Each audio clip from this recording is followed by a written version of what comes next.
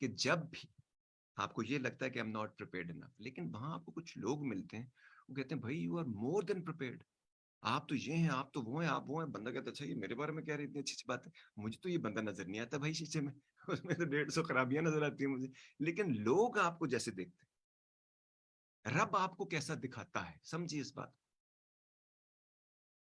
आपकी सिंसेरिटी आपको कैसा दिखाती है, सिंसेयर आदमी आपका सच्चा होना सच्चे को कैसे दिखाता है, वो और तरीके से देखता है, झूठा आपको और तरीके से देखता है, आपको खुद ही रिजेक्शन बॉडी में नजर आना शुरू हो जाती है, वाइब से पता चल जाता है।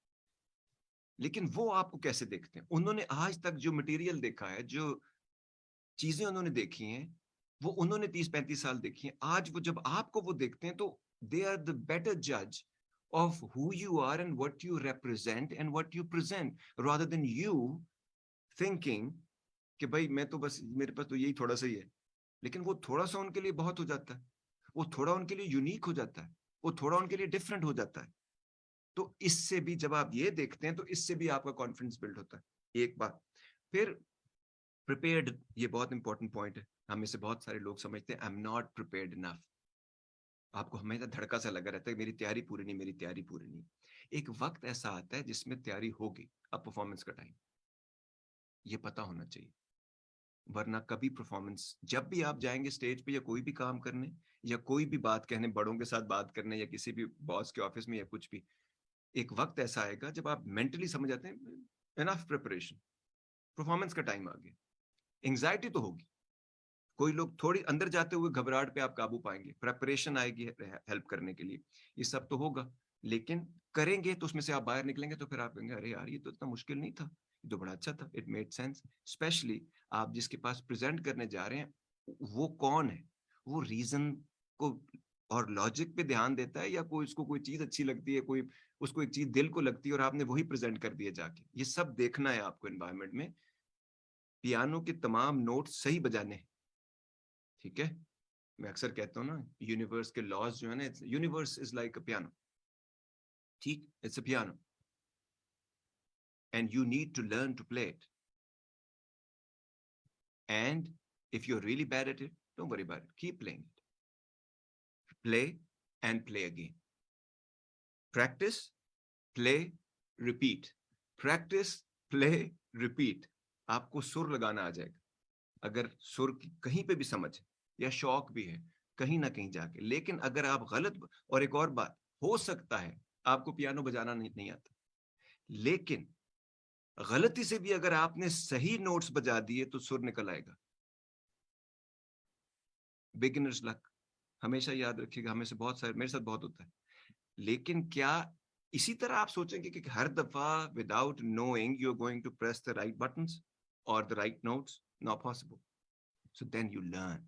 आपने देखा है जब सिंगर अक्सर मशहूर हो जाते हैं तो उसके बाद वो क्लासिकल सिंगर से सीखना शुरू हो जाते हैं, गाना सीखना शुरू हो जाते हैं, क्योंकि उनको पता चल जाता है कि मेरी लिमिट बड़ी जल्दी आ गई है, मुझे तो मैं सुर लगाता हूँ और इस काले पे जाके मेरी आवाज फटने लगती है या फलां। तो ये सारी चीजें वो फिर आहिस्ता आहिस्ता सीखता है, फिर हमने देखा वो लिखना भी शुरू हो जाता है, फिर उसको मिसरे पे मिसरा बिठाना आ जाता है। इस तरह चाहे वो बहुत बड़ा शायर ना भी हो, practice, practice makes the man perfect, बचपन में ही सुनते थे।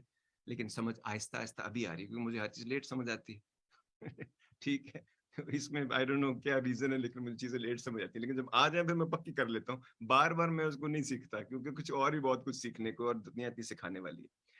Coming back to the same point again, because it's very important. ये हमारी जिंदगी में हमेशा लोगों को लगता है I am not good enough, this is not the right place, मेरा टैलेंट जो है ये इसके लिए नहीं है। मुझे भी बहुत फील होता है, इतने टैलेंटेड लोगों को जब आप देखते हैं, जब आप उनसे काम करना चाहें, उनसे आप मिल रहे होते हैं, उन्होंने ऐसी ऐसी चीजें की हुई है, मैं अभी नाम नहीं लेना चाहता, लेकिन ऐसे ऐसे काम किए हुए हैं कि आप माइंड बॉगलिंग है। और वो आपको कह रहे हैं कि जी आप ये हैं और आप वो हैं और आप ऐसा कर रहे हैं और वैसा कर रहे हैं, तो बंदा कहता है चलें अच्छा ये भी है। लेकिन जो मैं, the point that I am trying to bring about right now is the most important point, and that is you are never 100% ready। कहीं ना कहीं जाके आपको एक वक्त आता है जब कहते हैं enough of preparation, now let's perform। And उस परफॉर्मेंस में आप कुछ सीखेंगे, समथिंग विल हैपन, उसी से परफॉर्मेंस आएगी, उस एंग्जाइटी पे आप काबू पाएंगे और फिर आहिस्ता आहिस्ता कॉन्फिडेंस बिल्डअप होना शुरू हो जाएगा, और फिर वो चीज करते रहेंगे तो just becomes your second nature. और फिर जब वो चीज सेकंड नेचर बनती है तो फिर आप उसमें फिर आप कमाल करना शुरू कर देते हैं। शुरू में बहुत ज्यादा एक्सपेक्टेशन अपने आप से मत लगाएं। अगर कुछ हिट सही हो जाते हैं नोट्स, बेहतरीन, लेकिन फिर सीखना है, समझना, चीजें करनी है। बट ये बात याद रखनी है, you are never 100% ready, no one is 100% ready. हमें, और ये अच्छी बात, ये दो किस्म के, एमबीए में उन्होंने हमें एक जमाने में पढ़ाया था, दो kind, there are two kind tension, दो काइंड ऑफ टेंशन होती है, ठीक है। There are two kind of stress and tension. एक होती है फंक्शनल टेंशन, एक होती है डिसफंक्शनल टेंशन। डिसफंक्शनल टेंशन जो है ना, वो आपको एनालिसिस पैरालिसिस करा देती है। आज भी लफ्ज बड़ा यूज हुआ ये इतने अरसे के बाद। वो है, वो आपको कहती है I am not good enough, वो आपको घबराहट पड़ जाती है, वो आपको एंजाइटी शुरू हो जाती है, आप थोड़े डिप्रेस हो जाते हैं, ये सारी चीजें कराती है। लेकिन फंक्शनल टेंशन जो होती है वो क्या कराती है, प्रिपेयर कर, और अच्छा प्रिपेयर कर, प्रैक्टिस कर, ठीक है, रिपीट कर, और देख, रिसर्च कर, कुछ रह तो नहीं गया, ये सारी चीजें करें। तो जब आप ये चीजें कर रहे होते हैं तो उससे चीजें और बेहतर होती थी। To get the full Radio Azad experience, download the Radio Azad app from the App Store or Google Play and take us with you everywhere.